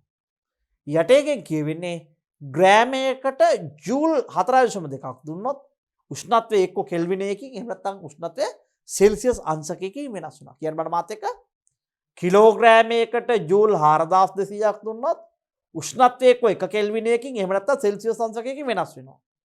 යට එකෙන් කියවෙන්නේ එක ග්‍රෑම් එකකට ජූල් 4.2ක් දුන්නොත් එක්ක උෂ්ණත්වය කෙල්වින් එකකින් එහෙම නැත්නම් සෙල්සියස් අංශකයකින් වෙනස් වෙනවා. මම මේක අපි ඒකකයේ විදිහට ගමු. මෙයාගේ C විදිහට ගමු. අතර මේක විශිෂ්ට තාප ධාරිතාව දීලා තියෙන්නේ 4.2 J kg ඍණ 1 C ඍණ 1. හරි. මොකද්ද කියවෙන්නේ?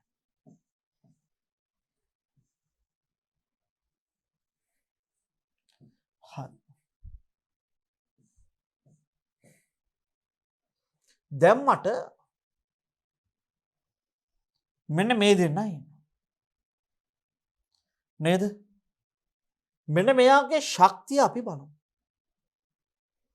මෙයාගේ ශක්තියයි මෙයාගේ ශක්තිය එකතු කරාම මට අලුත් ද්‍රාවණයේ ශක්තියට සමානයි. මෙයාගේ දැන් මිලිග්‍රෑම් එක මිලිලීටරයට ග්‍රෑම් 1යි. එහෙනම් මල්ලක ග්‍රෑම් තියෙනවා 100 මිලිලීටර 150. පුතේ 1 මිලිලීටරයක් කියන්නේ ග්‍රෑම් 1යි නම් 1 මිලිලීටරයක් කියන්නේ මෙම ද්‍රාවණ දෙකේ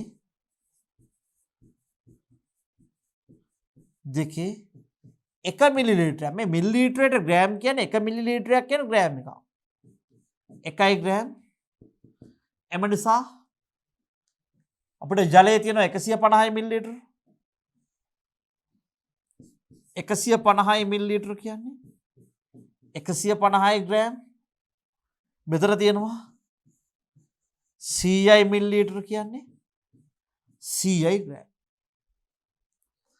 එහෙම නැත්නම් මට ඝනත්වය සමාන ස්කන්ධය බෙදීම් පරිමාව කියලා දාලා මට මෙන්න මේ ස්කන්ධයන් ලබා ගැනීම හැකියාව තියෙනවා. ඝනත්වය සමාන ස්කන්ධය බෙදීම් පරිමාව දාලා. හරි. එතකොට දැන් මට මෙන්න මෙයාගේ තාප ශක්තිය MC ඩෙල්ටා තීටා වෙනවා.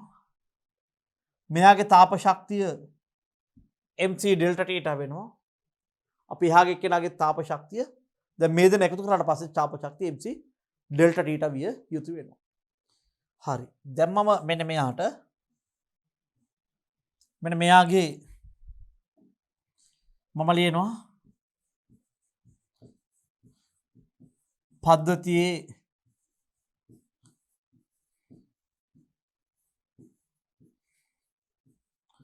ශක්තිය සමානයි පද්ධතියේ අවසාන ශක්තිය. මේක M C θ කියලා ගන්නම් මම මෙයාගේ ශක්තිය. ධන අනිත් කෙනා MC θ. දැන් අපි ගත්තොත් M.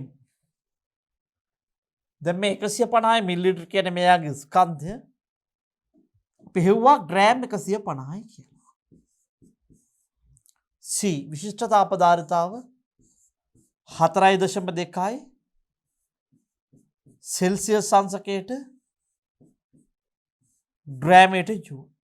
MC සෙල්සියස් අංශකයට ග්‍රෑමයට ජූල්. එහෙනම් අපි ස්කන්ධය ආදේශ කරන්න ඕනේ මේ. පුතේ බලන්න. අපිට මේ MC ඩෙල්ටා T සමීකරණේ නැත්නම් මේ MC θ කියන සමීකරණේ C ගියගේ සෙල්සියස්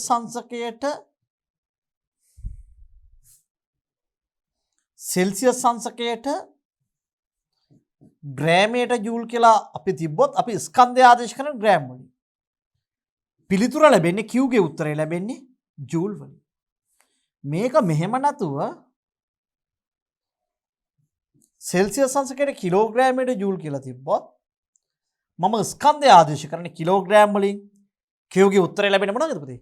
ජූල් වලින්. පැහැදිලි නේ?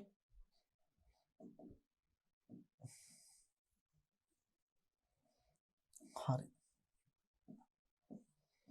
MC θ 50යි. ඒකකෙම අයින් කරනවා.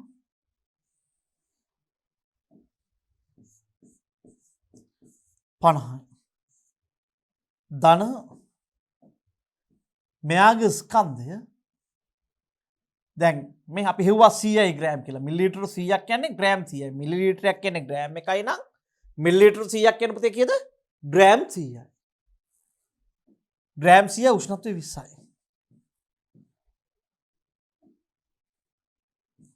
20යි. C ගියගේ 4.2යි මේ ග්‍රෑමයට කියලා තිබ්බේ. ඒක නිසා මේක මම ස්කන්ධය ග්‍රෑම් වලින්ම තිබ්බා. MC 20යි. දැන් මෙන්න මෙයාගේ සමාන වෙනවා. මම මේක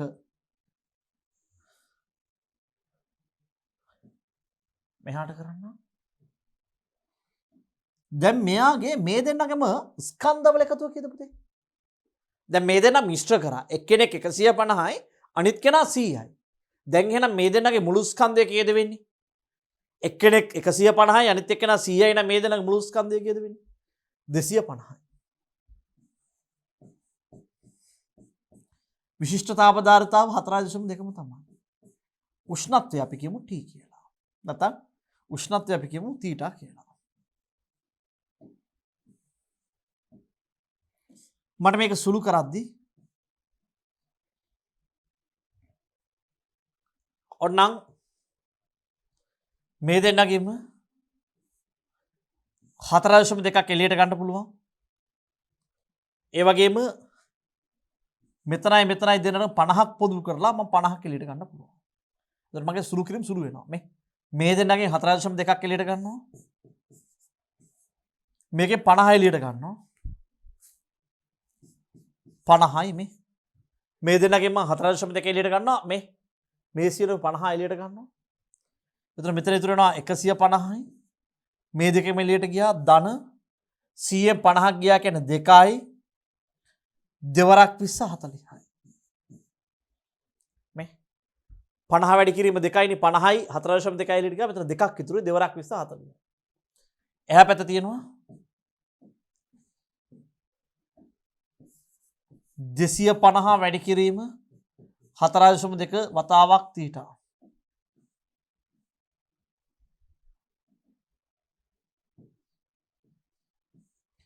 හතරාශම් දෙකට 4.2 කැපුණා 50 වරක් 5යි. එහෙනම් 5යි θ සමානයි 154 කියන්නේ 190යි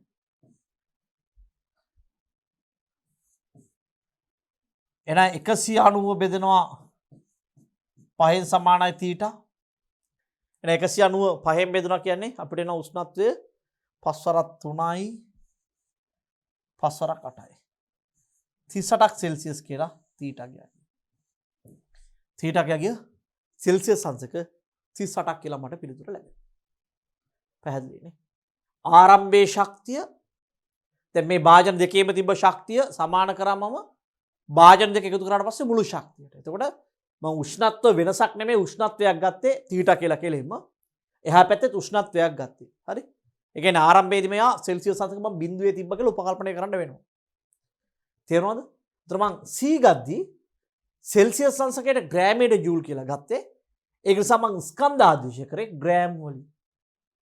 පැහැදිලි මං හිතන්නේ. අපි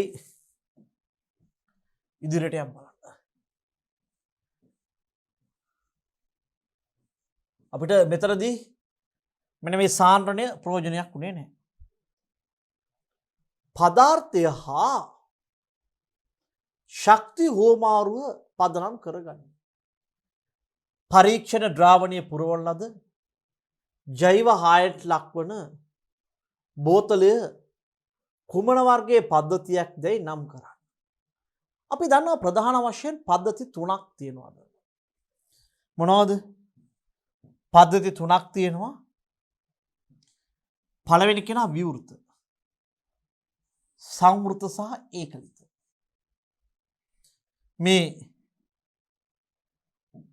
මෙන්න මේ විවෘත කෙනාගේ එළියට සහ ඇතුළට පදාර්ථයටයි ශක්තියටයි දෙන්නට එළියට යන්නත් පුළුවන් ඇතුළට එන්නත් පුළුවන්. පදාර්ථයටයි ශක්තියටයි.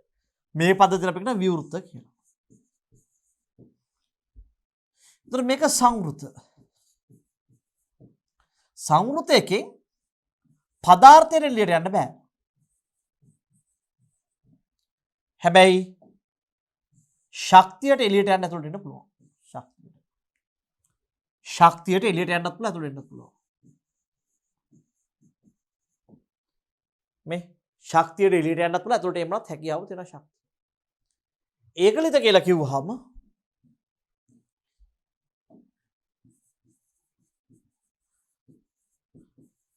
ඒකලිත කියලා කිව්වහම පදාර්ථයට යන්නත් බෑ.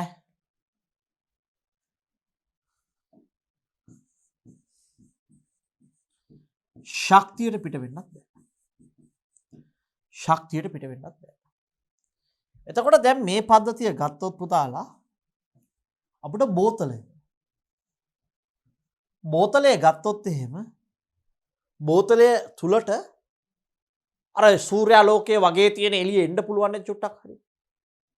ඒ වගේම මේ බෝතලේ නිපදවන වාතයට යන්නත් පුළුවන් නේද? බෝතලේ නිපදවන වාතයට එළියට යන්නත් පුළුවන්. අර ආලෝකයේ කොටසකට ඇතුළට එන්නත් පුළුවන්. එහෙනම් පදාර්ථයයි ශක්තියයි දෙන්නම මොකද වෙන්නේ? ඇතුළට යන්නත් පුළුවන් එළියට එන්නත් පුළුවන්. එහෙනම් මොකද වෙන්නේ? මේක පද්ධතිය අපිට විවෘත පද්ධතියක් කියන තමයි වෙන්නේ. විවෘත පද්ධතියක් කියන තමයි වෙන්නේ. ඉදිරියට යන්න. right. විස්තර ලද ක්‍රමයක භාවිතා කොට වෙනස් ද්‍රව්‍ය 3ක් මගින් නිපදවන වෙනස් මූලාකෘති බෝතල් වර්ග 3ක් පරීක්ෂා කරන ලද. මෙම පරීක්ෂණය පැයක කාලයක් තුල විනාඩි 60ක් ඒ කියන්නේ ලබාගත් ප්‍රතිඵල පහත වගුවේ දැක්වේ.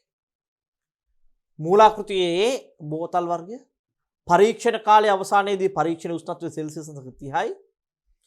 ආරම්භයේ මෙයාගේ වායු පරිමාණ 4යි තිබලා තියෙන අවසානයේදී 12ක් වෙලා. බීගේ උෂ්ණත්වය සෙල්සියස් අංශක 30ක් වෙලා 31ක් වෙලා. ආරම්භයේදී 3යි තිබලා තියෙන අවසානයේදී 9ක් වෙලා. සී ගත්තොත් මෙයාගේ ආරම්භයේදී 5යි අවසානයේදී 13ක් බවට පත් වෙනවා. හරි.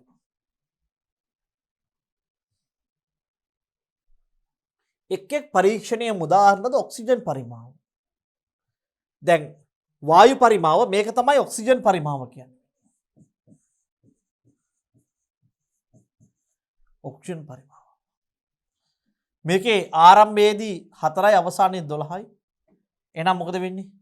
12න් 4ක් ගියාම 8යි මිලිලීටර. ආරම්භයේ 3 අවසානයේ 9යි. ඒ කියන්නේ 9න් 3ක් ගියාම 6යි මිලිලීටර. ආරම්භයේ 13 5යි අවසානයේ 13යි. එහෙනම් කීයද වෙන්නේ? 8යි මිලිලීටර. හරි. මේක තමයි අපිට ගන්න වෙන්නේ.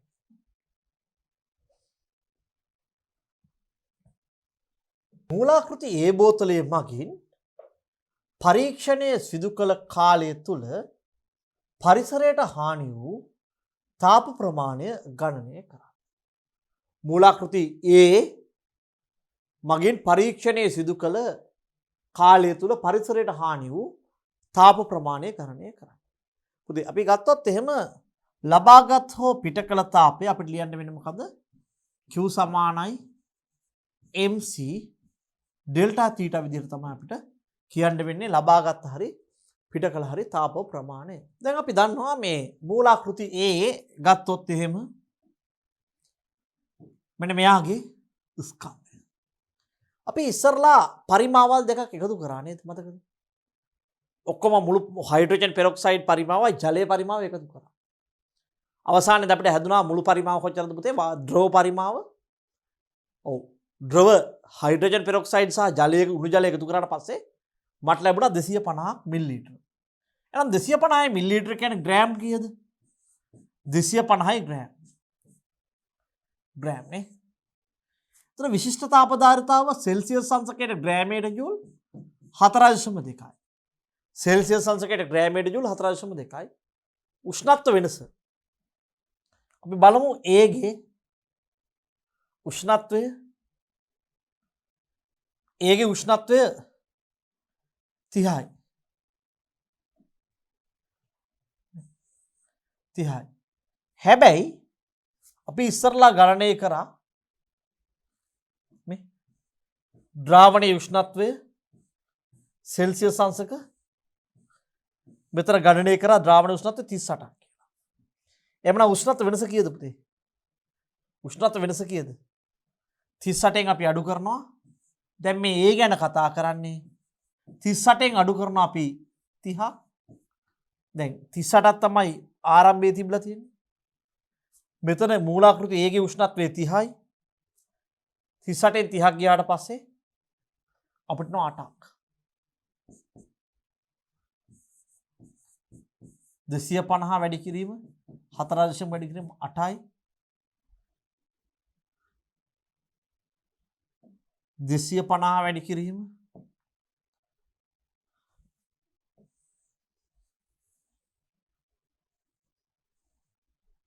250 වැඩි කිරීම 4.2 වැඩි කිරීම 8 8400යි. ඍණ 8400යි ජූල් එහෙම නැත්නම් ඍණ 8.4යි කිලෝ. එබැවින් මම මේ ඍණ ලකුණක් දැම්මේ. මේ පරිසරයට හානි වෙච්ච තාපය. ඒ කියන්නේ උෂ්ණත්වය පහළ ගිහිල්ලා තියෙන්නේ. නේ? ඒ කියන්නේ උෂ්ණත්වය පහළ ගිහිල්ලා කියන්නේ පුතේ තාපයේ කොටසක් පරිසරයට හානි වෙලා නේ. මේක අහන්නේ පරිසරයට හානි වෙච්ච තාපය. ඒ කියන්නේ මෙන්න මේ ඍණ ලකුණ කියලා තියෙන තිබ්බට වැඩි ශක්තිය වැඩිද වෙලා තියෙන අඩුද වෙලා තියෙන්නේ? අඩු වෙලා තියෙන්නේ. ඒ උෂ්ණත්වය අඩු වෙනවා කියන්නේ තාපය එළියට පිට වෙලා ගිහින්නේ. හරි. එතකොට තාප හානියක් සිද්ධ වෙලා තියෙනවා. රයිට්. තාප හානිය 8.4. අදාළ පියවර දක්වමින් ඔක්සිජන් වායුව නිපදීමේ සාමාන්‍ය ශීඝ්‍රතාව මිලිලීටරයට මිනිත්තු වලින්. මේ මිලිලීටර කියලා කියන්නේ ඩෙල්ටා V ඩෙල්ටා T. ඒකට මට ලියන්න වෙනවා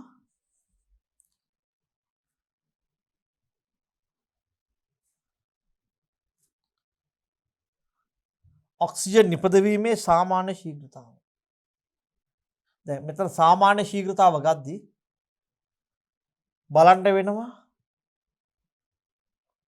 හරි ඔක්සිජන්ට මුලින් මෙතන ඉලක්කම් කිසිවක් නැහැ නේද?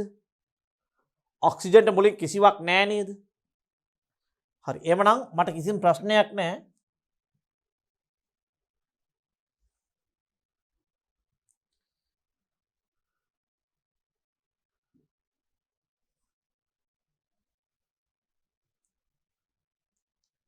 මට ලියන්න පුළුවන්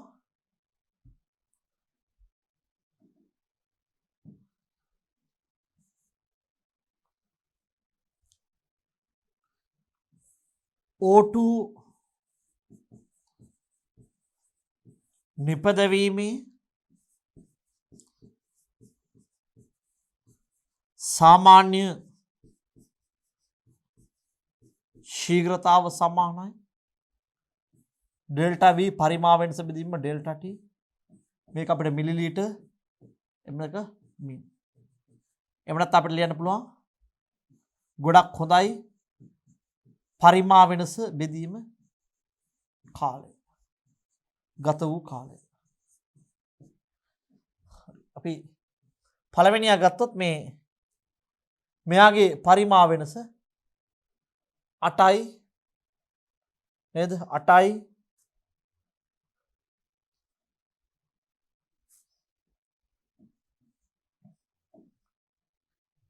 ඒ O2 නිපදවීමේ මධ්‍යන්න ශීඝ්‍රතාව සමානයි 8 මිලිලිටර් බෙදීම 60 මිනිත් B O2 නිපදවීමේ ශීඝ්‍රතාව මතක විදිහට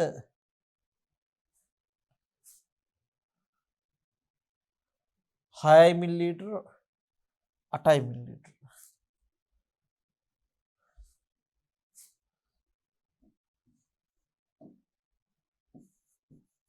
6 මිලිලිටර් බෙදීම 60 මින් C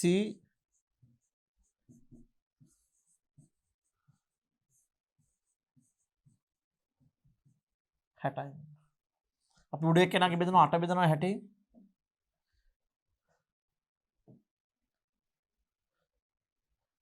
8 බෙදනවා 60 දශම 1.3යි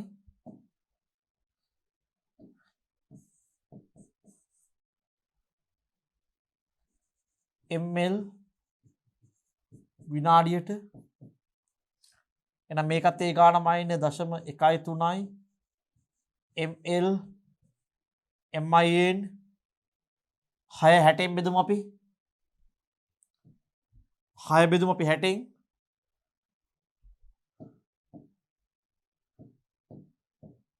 දශම 1යි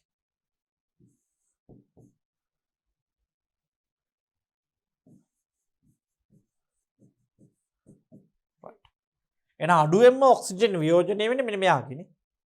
අඩුම ඔක්සිජන් වියෝජන ශීඝ්‍රතාවක් තියෙන කාගේද පුතේ? B ගේ. දැන් මට මෙතනින් ඔක්සිජන් වියෝජනය වෙන්න ඕනේ භාජනයක් හදලා වියෝජනය නැති වෙන්න ඕනේ. වියෝජනය නැති වෙන්නනේ. අපි දැන් මේක භාජනයක් තුල අහුරන්නේ ඇයි පුතේ? අර ආලෝකයේ වැදිලා හයිඩ්‍රජන් පෙරොක්සයිඩ් වියෝජනය කියන එක නවතින්නනේ. වියෝජනය කියන එක නවතින්නනේ. රයිට්. එහෙමනම් අපි යම් බලන්න ඉස්සරහට C බෝතල යොදාගෙන සිදු කළ පරීක්ෂණයේදී ඉහළ අවසාන උෂ්ණත්වයක් නිරීක්ෂණය කිරීම සඳහා හේතුවක් තියෙනවා. හරි. දැන් C බෝතලය අපි ගත්තොත් එහෙම මෙයාගේ අපිට නිරීක්ෂණය වෙලා තියෙනවා මේ වැඩි උෂ්ණත්වයක් නේ. වැඩි උෂ්ණත්වයක් නිරීක්ෂණය වෙලා තියෙනවා. දැන් මේකට හේතු වෙන්න පුළුවන් මොකද්ද? දැන් මේකට හේතු වෙන්න පුළුවන් මොකද්ද? දැන් මේ 36ක්. ඒ කියන්නේ මේකට හේතුව තමයි තාප විකිරණ එක්ක මෙයා අවශෝෂණය කරනවා. එහෙම නැත්නම් ආලෝකය අවශෝෂණය කරනවා. නේ? අපිට හේතු විදිහට දක්නන්න පුළුවන්. තාප විකිරණ අවශෝෂණය කරනවා. එහෙම නැත්නම් ආලෝකය අවශෝෂණය. බෝතලයේ මගින් C බෝතලය තාප විකිරණ එනත අදෝරක්ත කිරණ අවශෝෂණය.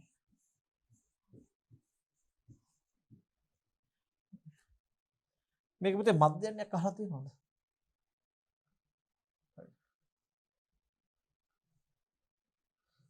මේක පුතේ දැන් මේ තුන් දෙනාගේ මධ්‍යන්න ඇහුවොත් එහෙම මොකද කරන්නේ මම?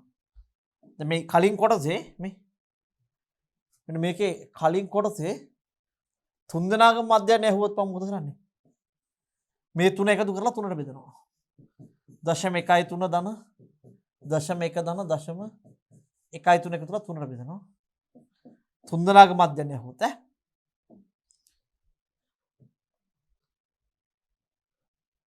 බිංදුව දශම 1.3 ධන දශම 1 ධන 36 බෙදීම 3 බිංදුව දශම 1.2 1.2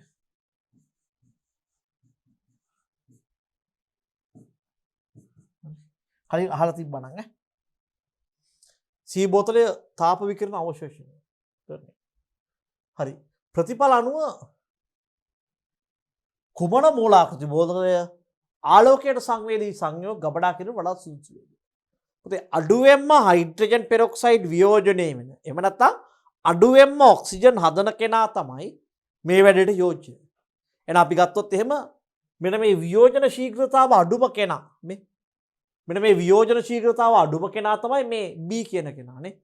මෙන්න මේ B කියන කෙනාගේ වියෝජන ශීඝ්‍රතාව ඉතාම අඩුයි. හයිඩ්‍රජන් පෙරොක්සයිඩ් වියෝජන ශීඝ්‍රතාව අඩු නිසා B තමයි වඩාත් යෝග්‍ය. එහෙම නැත්නම් අපිට ගන්න වෙන්නේ කවද? මූලාකෘති B.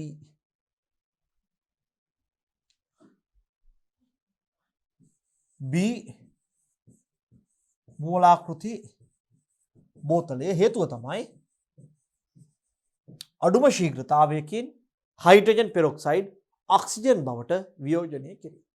දරුවනේ අපි 2017 ව්‍යුහගත රචනා ප්‍රශ්න පත්‍රයේ පළවන සහ දෙවන ප්‍රශ්න සාකච්ඡා කරලා අවසానයි.